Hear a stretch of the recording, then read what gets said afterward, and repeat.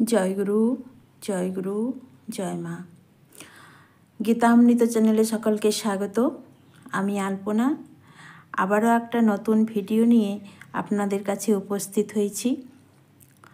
আজকের ভিডিওতে আমরা কৃষ্ণকথা নিয়ে আলোচনা করব।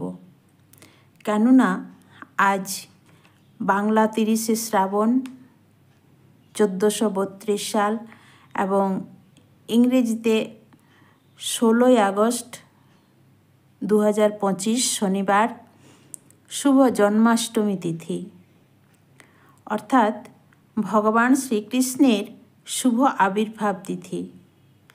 এটি ভগবানের 5256তম আবির্ভাব তিথি।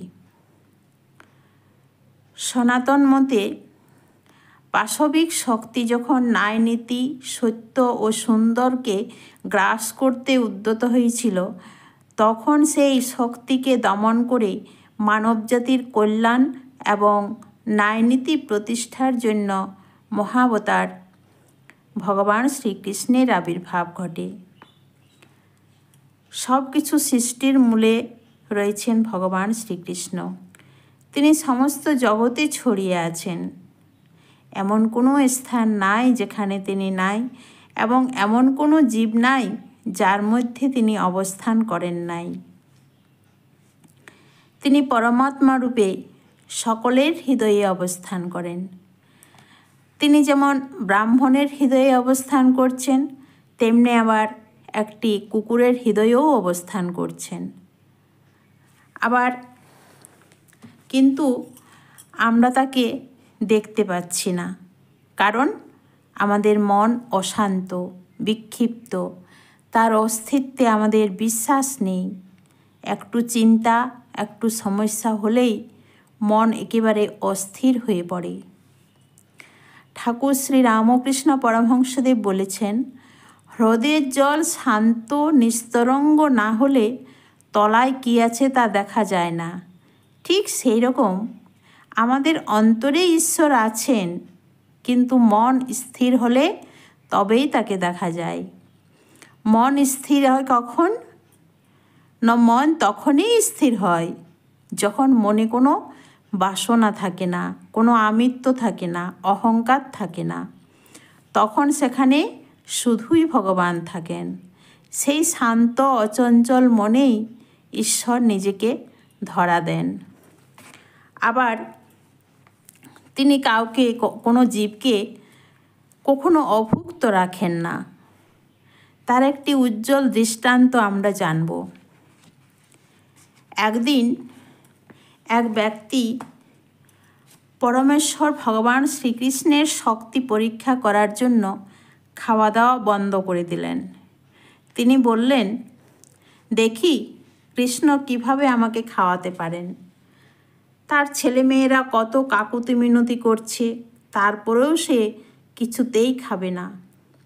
তার মুখে একটাই কথা, দেখি কৃষ্ণ কিভাবে আমাকে খাওয়াতে পারে।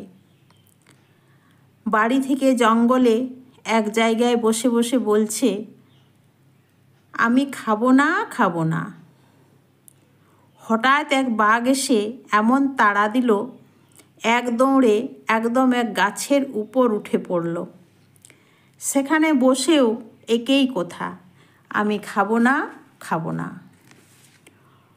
হঠাৎ খেয়াল করলেন একদল লোক পিকনিক করতে এলো সেই জায়গায়, আর ভালো ভালো সুস্বাদু খাবারের হাঁড়িগুলি রাখে সেই গাছটিরই নিচে। তারপরেও তার মুখে একটাই কথা, আমি খাবো না, খাবো না। হঠাৎ ডাকাতের আক্রমণ হলো ওখানে। প্রাণ ভয়ে সবাই পালালো সেখান থেকে। ডাকাত দলের একজন বলছে, বাহ, কি সুস্বাদু খাবার, আজ একেবারে পেট ভরে খাওয়া যাবে। তখন তাদের সর্দার বলছে, আরে থাম, ওই খাবারে অবশ্যই বিষ মেশানো আছে। আমাদের মারার জন্য কেউ এই ফাঁদ পেতেছে। ও আশেপাশেই আমাদের লুকিয়ে দেখছে। হঠাৎ চোখ গেল সেই গাছের উপর। গাছের উপরে সেই লোকটিকে সকলে দেখতে পেল। তখন সর্দার বলছে, ও তাহলে তুই সেই লোক। ওকে জোর করে গাছ থেকে নামিয়ে বলা হলো, তুই আগে খাবি, তারপর আমরা খাবো। মরলে তুই মরবি। তারপরেও তার মুখে একই কথা, আমি খাবো না, খাবো না। এটা শুনে ডাকাতদের সন্দেহ আরও বেড়ে গেল। তারপর চলল তার উপর কিছুক্ষণ গণধোলায়, ধিপ ধাপ ধিরিম ধারুম। তখন সে খেতে বাধ্য হলো আর বলল, হে কৃষ্ণ, তুমি চাইলে কত দিক দিয়ে খাওয়াতে পারো, আজ জানলাম। আজ ডানে খেলাম, বাঁয়ে খেলাম, পেটে খেলাম, পিঠে খেলাম, শুধু খেলাম আর খেলাম। তো দেখুন, ভগবানের দয়া অসীম, তার লীলা বোঝা বড় দায়। তিনি কখনো কাউকে অভুক্ত রাখেন না, তবে তাকে জানতে হবে, বুঝতে হবে, ভালোবাসতে হবে। আমরা যখন অচেনা কাউকে ভালোবাসি বা তার প্রতি আকর্ষিত হই, তখন তার ব্যাপারে সব কিছু জানার জন্য ভীষণ আগ্রহী হই। ঠিক তেমনি যে ঈশ্বরকে ভালোবাসবে, সেই ঈশ্বরের ব্যাপারে সবসময় জানার জন্য আগ্রহী থাকবে। যেখানে ভগবান শ্রীকৃষ্ণ গীতাতে বলেছেন, মৎকর্মকৃত মৎপরম মদ্ভক্ত সঙ্গবর্জিতঃ নিবৈরর সর্বভূতেষু যশ মামেতি পাণ্ডব। অর্থাৎ, হে অর্জুন, যিনি আমার অকৈতব সেবা করেন, আমার প্রতি নিষ্ঠাপরায়ণ, আমার ভক্ত, জড় বিষয়ে আসক্তিরহিত এবং সমস্ত প্রাণীর প্রতি শত্রুভাব রহিত, তিনিই আমাকে লাভ করেন।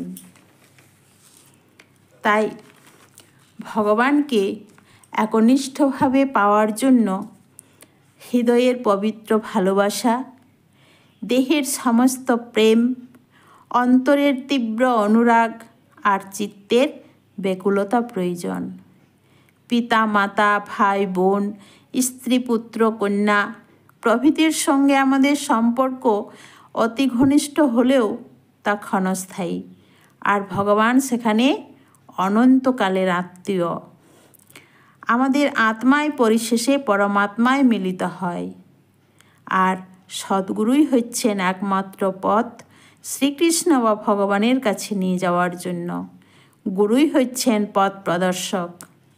তাই গুরুদেবের কাছ থেকে মন্ত্র গ্রহণ করে তার নির্দেশ মেনে পূজা, জপ, ধ্যান, আরাধনা, সাধন ভোজন করা আমাদের উচিত। ভগবানের কাছে যাওয়ার জন্য গুরুর প্রতি শ্রদ্ধা, গুরুর প্রতি ভালোবাসা, গুরুর প্রতি বিশ্বাস অবশ্যই থাকা প্রয়োজন। সেই আমার পরমারাধ্য গুরুদেব শ্রী শ্রী 108 স্বামী নিগমানন্দ সরস্বতী পরমহংসদেবের রাতুল চরণ কমল যুগলে অনন্ত কোটি প্রণাম জানাই এবং ভগবান শ্রীকৃষ্ণের চরণে অনন্ত কোটি প্রণাম জানিয়ে আজকের ভিডিওটা এখানেই শেষ করছি। সকল দর্শকদের জন্য শুভ জন্মাষ্টমীর প্রীতি ও শুভেচ্ছা। সকলের উপর ঈশ্বরের কৃপা ও আশীর্বাদ বর্ষিত হোক, এই প্রার্থনা করি। হরে কৃষ্ণ কৃষ্ণ কৃষ্ণ হরে হরে, হরে রাম রাম রাম হরে হরে। হরি বল, হরি বল, হরি বল।